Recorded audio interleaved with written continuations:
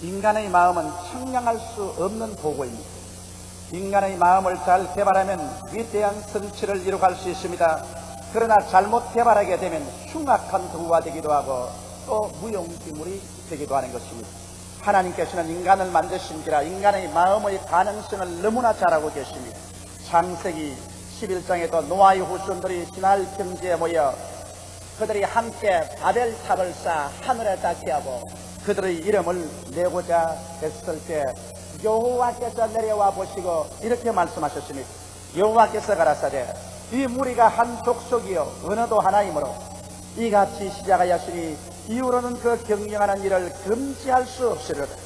인간의 마음을 개발하면 거기에 참으로 위대한 능력이 산출되어 그의 떠나는 발을 하나님도 막을 수가 없다고 성경은 말하고 있는 것입니다.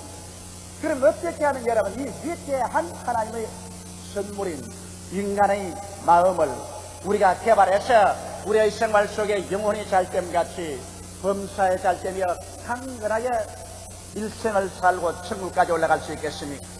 그 일에 관해서 저는 오늘 여러분에게 10개를 제시해드리고자 하는 것입니다. 첫째로 여러분의 마음의 도구를 개발하려면 목표를 분명하게 정해야만 하는 것입니다. 마음의 방황만큼 나쁜 것이 없습니다. 아무리 지혜 있고 능력 있는 사람이라도 마음의 정함이 없을 때는 모든 그 총명과 지혜가 무용지물이 되어버리고 마는 것입니다. 에베소서 5장 15절로 16절에 보면 그런즉 너희가 어떻게 행할 것을 자세히 주의하여 지혜 없는 자같이 말고 오직 지혜 있는 자같이 하여 세월을 아끼라. 때가 악하니라고 말하는 것입니다. 세월은 자꾸 흘러가는데 지혜 없는 사람같이 되어서 자기의 마음의 목표가 없이 산만한 인생을 산다면 이 사람은 아무것도 성취할 수 없고 무용지물이 되어버리고 마는 것입니다. 왜 우리가 인생을 살면서 우리의 생활에 신속하게 분명한 목적을 정해야 될까요? 그것은 삶의 방향이 확실해짐으로 생활을 정돈할 수가 있습니다. 여러분과 나의 삶이 아주 일목요연하게 정돈이 되어 있어서 그래서 힘을 합쳐 한 길로 나가야 되는 것입니다. 나는 옛날에 전문적으로 도둑질을 하다가 회계에서 도둑이 들어오지 못하도록 어떻게 하나는 책을 지은 그 책을 읽어본 적이 있습니다.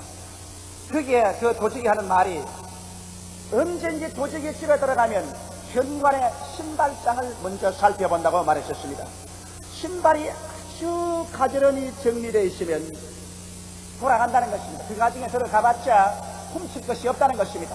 생활이 아주 멋있게 정리되어 있기 때문에 그 집에 들어가서 아무런 귀한 것을 훔칠 수가 없다는 것입니다. 그러나 신발장에 가보면 남녀 신이 한꺼번에 어울려서 뒤죽박죽이 되어 있고 전혀 정리가 되어 있지 않냐면 이 집에는 들어가서 마음 놓고 훔쳐도 까딱없다는 것을 알게 된다.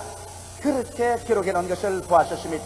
여러분, 오늘날 원수 마귀가 우리에게 와서 도적질하고 죽이고 멸망시키는 이유도 우리의 삶의 방향과 목적이 분명하지 아니어서 어지러워져 있을 때는 마귀가 들어와서 마음대로 우리를 괴롭히는 것입니다. 그러나 삶의 방향이 확실해지고 생활이 정돈해 있으면 어디에 사탄이 들어와서 우리에게 도적질하고 죽이고 멸망시키는 일을 할 수 있단 말인 것입니다. 또한 우리가 목표가 분명해야 잡다한 유혹을 물리칠 수가 있습니다. 먼 여행을 하는 사람이 자기 여행하는 목표가 분명하고 시간이 분명하게 있으면 그 시간대에 그 목표에 도달하기 위해서 부지런히 걸어갑니다.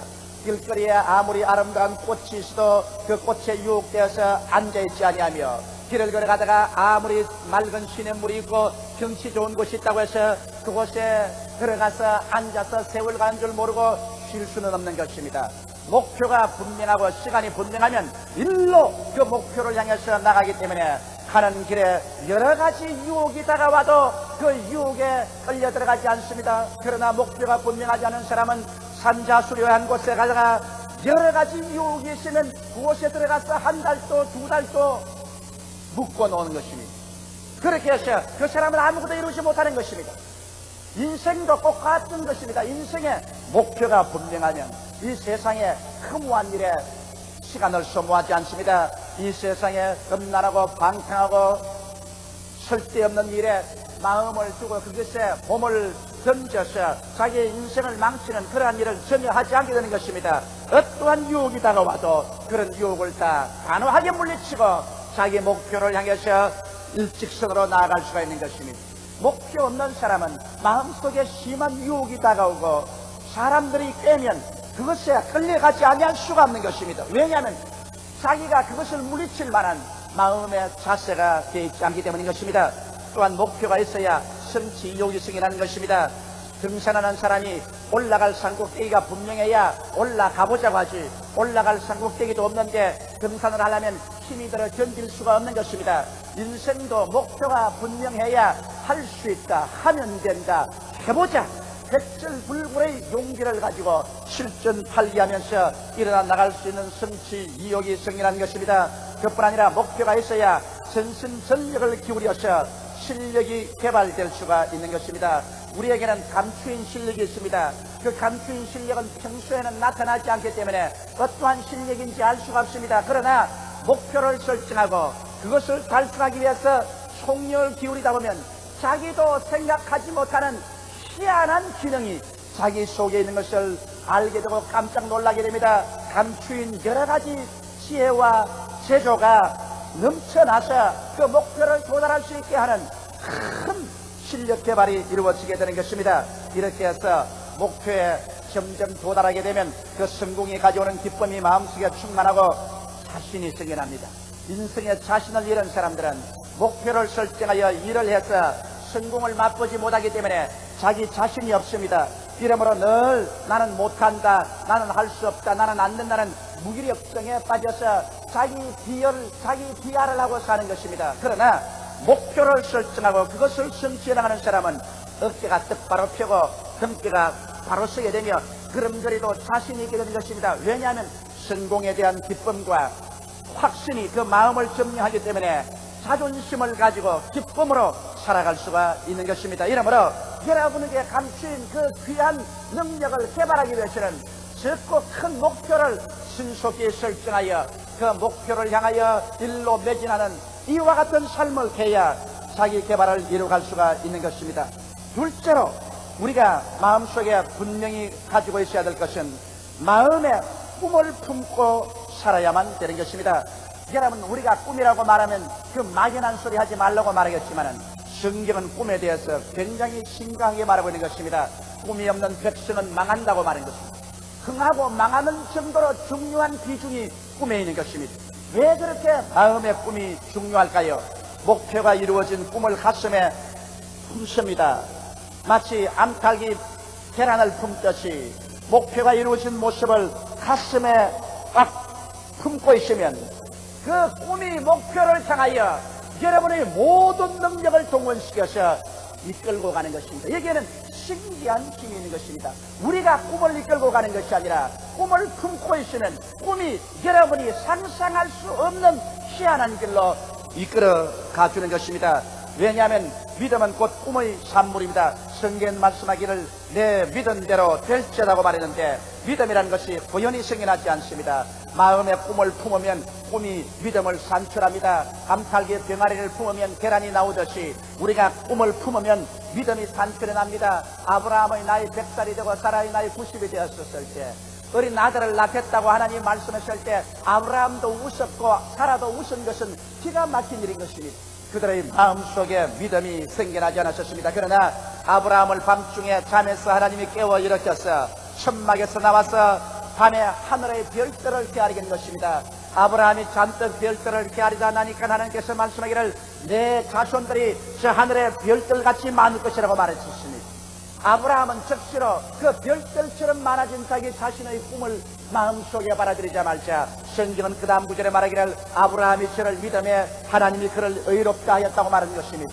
아브라함이 절대로 마음속에 믿어지지 않는 것이 하늘의 별들을 보고 마음속에 자손이 별들처럼 많아진 꿈을 품자마자 그 꿈은 즉시로 아브라함의 그 불신앙을 내어 쫓아버리고 마음속에 믿음이 솟아오르게 만들어진 것입니다. 여러분 마음속에 믿음이 안 생긴다, 약하다 이런 사람들은 그 마음속에 꿈을 품지 않기 때문인 것입니다. 여러분께서 목표가 이루어진 꿈을 가슴속에 품으면 반드시 그 꿈은 계란을 깨듯이 믿음을 깨어나게 만들어주는 것입니다.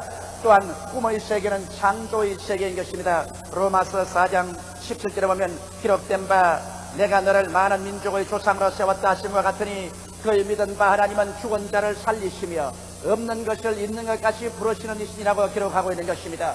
없는 것을 있는 것 같이 부르시는 이가 하나님의 성품이라고 말하는 것입니다. 여러분, 어떻게 없는 것을 있는 것 같이 생각할 수 있습니까? 어떻게 없는 것을 있는 것 같이 볼 수가 있습니까? 어떻게 없는 것을 있는 것 같이 우리가 말할 수가 있습니까? 이것은 마음속에 꿈을 그리는 도리밖에 없습니다. 아직 미래적 사건으로서 나의 생활 환경 가운데 체험상 이루어지지 않은 것이라도 마음의 꿈을 그리고 있으면 없는 것이 있는 것처럼 꿈을 그릴 수 있는 것입니다. 그래서 마음의 꿈을 그려놓고 없는 것을 있는 것 같이 생각하고 없는 것을 있는 것 같이 꿈을 통해서 보며 없는 것을 있는 것 같이 입으로 시인하며 없는 것을 있는 것 같이 마음에 느끼면서 살아갈 때 이와 같은 사람은 하나님의 창조적인 능력에 동참하는 것입니다. 하나님은 죽은 자를 살리는 그 기적을 가지고 여러분과 나의 가운데 와 있지만 하나님께서 함께 역사하는 사람의 마음 상태는 없는 것을 있는 것 같이 부르시는 하나님과 같이 일을 할 수 있어야 하는 것입니다. 그러므로 여러분 마음속에 꿈을 꾸어야 비로소 없는 것을 있는 것 같이 부를 수가 있는 것입니다. 저는 5년 전에 이 여의도 순복음교회 확장된 모습, 아직 없는 것을 있는 것처럼 마음속에 꿈꾸었었습니다. 그날로부터 시작해서 한결같이 이 교회가 확장된 모습을 더 마음속에 생각하고 그것을 마음속에 보고 그것을 입으로 말하고 그것을 느끼면서 살았습니다. 왜냐하면 없는 것을 있는 것 같이 그렇게 생각하고 보고 말하고 행동하는 그 사람하고 하나님이 함께하여 주셔서 그 일을 이루도록 하나님의 능력을 나타내 주시기 때문인 것입니다. 이러므로 하나님께서는 이와 같은 사람 속에 나타나셔서 창조적인 역사를 베풀어 주는 것입니다. 이러기 때문에 여러분 우리가 많이 기도하더라도 우리의 기도가 언제나 마음에 의심과 불안을 가지고 기도하면 안 됩니다. 없는 것을 있는 것 같이 확실히 마음속에 바라보고 요동치 않게 그 꿈을 부여잡고 그리고 하나님 앞에 기도하면 그 기도는 믿음의 기도가 되며 그 기도는 무서운 힘을 발휘하고 창조적인 하나님의 역사를 풀어놓게 되는 것입니다. 그러므로 여러분 꿈의 세계를 통하여 하나님께서 역사한다는 사실을 마음속에 깊이 깨닫지 않으면 안 됩니다. 저는 마음속에 지금도 품고 있는 꿈이 있는 것입니다. 저는 우리의 4천만 민족이 다 우리 여의도 순복음교회를 통해서 우리의 라디오, 우리의 텔레비, 우리의 문서연도, 우리의 지역전도를 통하여 복음을 듣고 회개할 꿈을 꾸고 있습니다. 이 꿈을 마음속에 품고 있습니다. 암탉이 병아리를 품듯이 품고 있습니다. 이 꿈이 우리 교회로 하여금 나로 하여금 이것을 이루도록 이끌어 가줄 줄 확실히 믿습니다. 저는 또 꿈이 있습니다. 나의 마음속에 일본인 1천만 명이 구원을 받아 죽게 돌아오는 꿈을 마음속에 품고 있는 것입니다. 어떤 미국 사람이 내게 편지하기를 왜 조 목사는 일본 1억 2천만을 다 구원하겠다고 하지 일본인 1천만 밖에 구원하지 않겠다고 말하냐. 그렇게 꾸짖는 편지를 내셨습니다. 내가 1천만 구원을 하겠다는 것은 내 마음속에 품을 수 있는 역량이 1천만 밖에 안 됩니다. 일본에 1억 2천만 인구가 있지만 내 마음의 날개는 1천만 밖에 품을 도리가 없어요. 그러므로 내 역량에 맞추어서 저는 일본 1천만 영혼들이 구원받은 것을 내 마음속에 품고 있는 것입니다. 내가 이것을 품고 있는 이상 내가 이것을 이루는 것이 아니라 내 속에 있는 꿈이 성령의 능력과 더불어서 이것을 이루도록 이끌어주고 문을 열어주고 기적을 베풀어 주시는 것입니다. 이러므로 여러분 꿈이란 것은 여러분의 미래를 형성하는 위대한 재료가 되는 것입니다. 이러기 때문에 주님께서 꿈이 없는 백성은 망한다고 하는 것입니다. 망한다는 것은 미래가 없다는 것입니다. 오늘날 그러므로 개인적으로 가정적으로 여러분의 생활에 최선을 다하여 하나님 앞에서 기도하고 여러분의 소원이 이루어진 모습을 꿈으로 마음속에 품고 생활하게 되시기를 주의 이름으로 축원합니다. 그래야 기적적인 삶을 살아갈 수가 있는 것입니다. 셋째로 우리의 기도의 힘을 알아야 우리의 마음을 개발할 수 있는 것입니다. 기도는 마음을 늘 긍정적이게 합니다. 마음의 평안과 소망의 원천이 됩니다. 이 세상에 살다니까 마음에 낙심될 때가 있고 우울할 때도 있습니다. 불안할 때도 있고 슬플 때도 있고 절망이 당할 때도 있습니다. 이와 같은 먼지와 티끌이 마음속에 쌓일 때 이대로 내버려두면 우리 사람들의 마음은 파괴됩니다. 그러나 우리 기도할 줄 아는 사람은 하나님께 나와서 우리의 짐을 다 주께 맡겨버릴 수가 있는 것입니다. 우리의 염려와 근심을 기도를 통해서 하나님께 다 내어 맡겨버리면 하나님의 성령이 와서 우리 마음의 먼지 티끌을 다 태워버려 주시고 그 자리에 평안과 소망으로 채워주는 것입니다. 기도는 성령의 담대함을 얻을 수가 있는 것입니다. 마음이 연약하고 허약해서 불안과 공포가 들어오고 무릎이 덜덜 떨리게 될 때, 자신을 잃어버릴 때 우리가 하나님 앞에 엎드려서 기도하면 성령께서 오셔서 우리의 마음속에 담대함을 채워주는 것입니다. 성경은 말씀하기를 너희 담대함을 버리지 말라, 이것이 큰 상을 얻느니라고 했는데 우리가 기도할 때 하나님의 성령께서 마음에 담대함을 주시는 것입니다. 사람이 마음이 허약해서야 위대한 일을 할 수가 없습니다. 마음이 담대해야 여러 가지 불안과 공포를 극복하고 나아가서 큰 일을 이룰 수가 있는 것입니다. 이 담대함, 이 배짱은 기도할 때 하나님의 성령이 우리 마음속에 넣어주는 것입니다. 또한 우리가 기도를 해야 믿음을 유지할 수 있습니다. 믿음이 자꾸 약해지는 것은 기도하지 않기 때문에 그런 것입니다. 우리가 불붙는 기도를 계속하면 여러분 믿음의 불을 낼 때여서 믿음이 활활 타오르게 만들어주는 것입니다. 또 나아가서 기도할 때 참을 수 있는 힘이 생깁니다. 화가 나서 이 가정 파괴해버릴까 보다, 그렇지 않으면 상대를 모욕해 줄까 보다, 될 대로 되라 그저 포기해볼까 보다 이런 생각이 날 때라도 여러분 엎드려서 기도하면 하나님 성령이 와서 위로해 줌으로 말미암아 마음에 참고 또 인내할 수 있게 만들어주는 것입니다. 사람은 이 세상에 인내하는 성격이 없으면 아무것도 이룰 수가 없는 것입니다. 모든 일은 인내의 토대 위에서 이루어지는 것입니다. 오래 참지 않고는 아무것도 이룰 수가 없습니다. 그러나 기도함으로 말미암아 여러분과 내가 폭발할 밖에 없는 활화성 같은 성격이라도 이것을 가라앉혀서 마음의 인내력을 가지고 살아갈 수 있는 것입니다. 거기에 보태어서 기도할 때 하나님의 도움을 얻는 것입니다. 여러분 기도하지 않고 하나님께서 응답해 주나요? 가만히 앉아있는데 하나님께서 응답해 주시나요? 성경은 말씀하시를 너희는 내게 부르짖어라, 내가 내게 응답하겠고 크고 비밀한 일을 내게 보여주리라고 말씀하신 것입니다.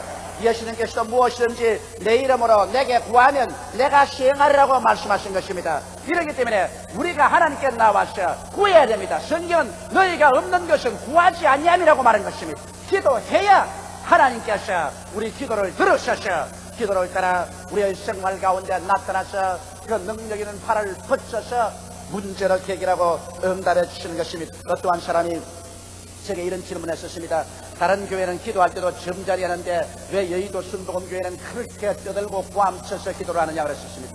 그래서 내가 대답을 이렇게 했었습니다. 우리 여의도 순복음 교회 성도들은 대개 다 블루 칼라들이다.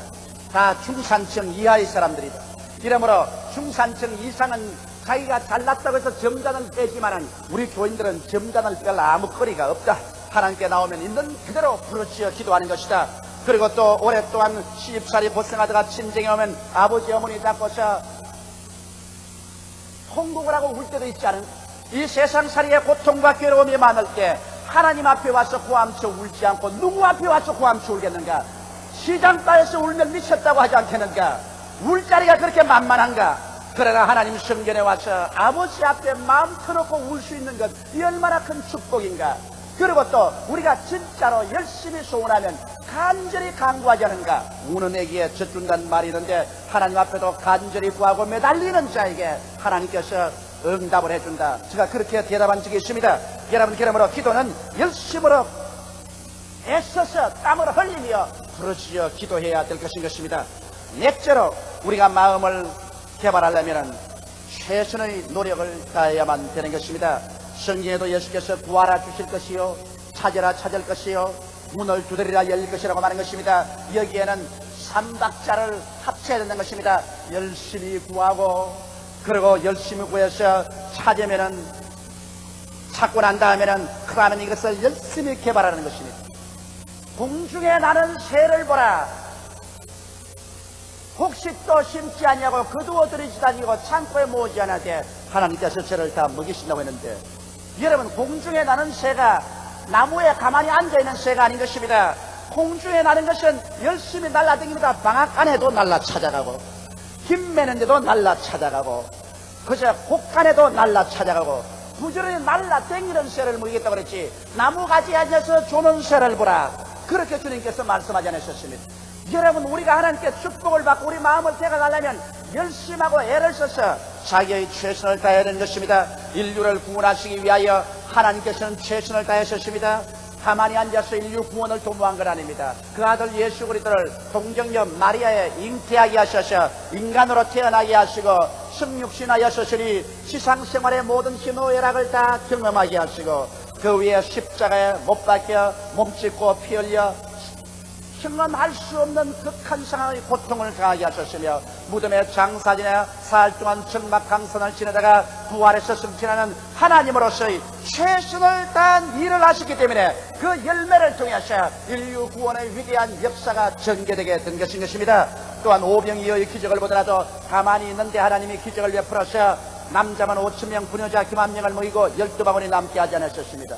열심히 안 들어가서 먹을 것 있는지 찾아보고 그 찾아 떡 5덩어리와 물고기 2마리 최선을 다해서 찾아서 가져오니까 주님이 그것에 축복을 해주셔서 5,000명이고 12바구니 남기는 역사를 베푸신 것입니다. 우리도 우리 스스로가 떡 5덩어리와 물고기 2마리 최선을 다해서 주님 앞에 나와야 주님께서 축복을 해주시지 아무것도 안 하고 믿습니다고 앉아서 잠만 자고 일어나서 하나님께서 안 도와주시네. 그러면 아무 소용이 없는 것입니다. 최글릉 목사처럼 내일 시험 치는데 시험 공부는 하기 싫고 밤새도록 산 위에 올라가서 철학기도를 하면서 시험 잘 칠 줄 믿습니다 하고 난 다음에 아침에 와서 시험 예발해보니 하나도 모르겠으니까 성령님도 시험에는 절절 긴다고 그런 말을 하는 일을 해서 아무것도 되는 것 아닙니다. 성령님이 절절 기게 안 만들려면은 자기가 열심히 밤을 새워가면서 책을 읽고 기도를 하고 또 기도하면서 책을 읽어야지. 그래서 뭐 아는 게 있어야 성령님이 기억도 나게 해주시지. 아무것도 없는데 뭘 기억나게 해주시는 것입니까? 한 번은 미국의 위대한 부흥사 D.L. 무디 목사님이 영국에서 배를 타고 미국으로 오는데 배가 태평양 한가운데서 불이 났습니다. 많은 신자들이 불은 끄지 않냐고 전부 엎드려서 하나님이여 배 불을 꺼달라고 기도를 하기 시작했습니다. 그때 D.L. 무디 목사가 울렸었습니다. 전부 손에 물그릇을 들으라고 말했어요. 바켓을 들으라고 말했어요. 바켓을 들고 물을 퍼서 불을 끄면서 기도해라. 인간이 할 수 있는 일은 하고 난 다음에 기도해야지. 인간이 할 일도 안 하고 난 다음에 공짜로 해달라고 기도해서는 소용이 없다. 그래서 사람들을 동리해서 줄을 세워 바닷물을 퍼올려서 손으로 바켓에 물을 담아서 불을 끄면서 하나님이여 이 불이 잡히게 해달라고 기도한 결과에 그 태평양 한가운데서 배 불이 꺼지고 무사히 미국까지 도착했다는 그러한 글을 읽어본 적이 있는 것입니다. 이러므로 여러분, 우리가 자기를 개발하려면 자기의 최선을 다해서 열심히 노력을 해야만 되는 것입니다. 공부하는 사람은 공부하고 연구하는 사람은 연구하고 일하는 사람은 일하고 있는 힘을 다해서 하면서 하나님께 기도하면 하나님께서 여러분을 축복해 주시고 여러분을 개발시켜 주시는 것입니다. 우리는 모두 다 하나님이 주신 마음을 가지고 있습니다. 이 마음을 어떻게 사용할 것인가는 우리의 책임인 것입니다. 이 마음은 한없는 보배를 가지고 있지만은 미개발 상태에는 처녀지와 같은 것입니다. 이것을 개발하는 것은 여러분과 나 자신에게 달리는 것입니다. 자기 자신의 마음을 개발하는 간단한 4가지 단계를 제가 여러분에게 설명했습니다. 분명한 목표를 신속히 설정하라. 개인적인 목표도, 가정적인 목표도, 생활적인 목표도 신속히 목표를 설정해야만 되는 것입니다. 목표 없는 방황하는 사람은 아무것도 자기 자신을 개발할 수 없습니다. 그리고 마음속에 꿈을 품어라. 항상 암탉의 병아리를 품듯이 꿈을 품고 있으면 우리가 꿈을 이끌어가는 것이 아니라 꿈이 우리를 이끌어간다는 것을 우리가 마음속에 깊이 알아야만 되는 것입니다. 그리고 기도의 힘을 늘 이용하라. 좋을 때나 어려울 때나 항상 기도함으로 말미암아 마음속에 의와 평강과 희락과 믿음, 소망, 사랑이 넘쳐서 긍정적이고 적극적이며 창조적이고 생산적인 마음의 자세를 갖도록 하라. 그리고 최선을 다하여 있는 힘을 경주해서 시간을 아끼며 노력을 하라. 그렇게 하면 우리의 마음속에는 보배로운 이 마음은 개발되기 시작하는 것입니다. 이 마음이 개발되면 인간이 상상할 수 없는 위대한 힘들이 생겨나서 여러분과 나의 생활 가운데 영혼이 잘됨같이 범사에 잘되며 간결하고 생명을 얻되 넘치게 얻는 하나님의 기적을 산출해낼 수가 있는 것입니다. 성경은 말합니다. 지킬 만한 것보다 내 마음을 지켜라. 생명의 근원이 이에서 남이라고 하셨으니 여러분의 가슴 속에 생명이 분수처럼 솟아나게 되시기를 주님의 이름으로 축원합니다. 다 같이 고 계시겨 기도드리겠습니다. 사랑이 많으시고 거룩하신 우리 아버지 하나님, 하나님께서 우리 마음을 주실 때 이 마음을 개간하면 능치 못하심이 없을 것으로 정해 놓으셨습니다. 우리 아버지 하나님이시여, 이 세상에 가장 귀한 부귀영화 성공이 우리 마음속에 있습니다. 하나님 아버지, 하나님 말씀과 성령님의 도우심을 쫓아서 우리의 마음을 개발하게 도와주시옵소서. 오늘 하나님 말씀을 쫓아 우리 마음을 개발하는 4가지 단계를 간단히 설명했습니다. 복잡하지가 않습니다. 하나님 아버지, 누구든지 이 4가지 단계를 통해서 감추인 자기 마음의 보화를 개간할 수가 있사옵니다. 우리 아버지께서 우리를 도와주시옵소서. 한 사람도 인생을 나고자로 살지 말게 도와주시옵시고 항상 창조하고 생존하며 뿌듯한 가치를 가지고 생활할 수 있게 도와주시옵소서. 예수님 이름 받들어 기도하옵나이다. 아멘.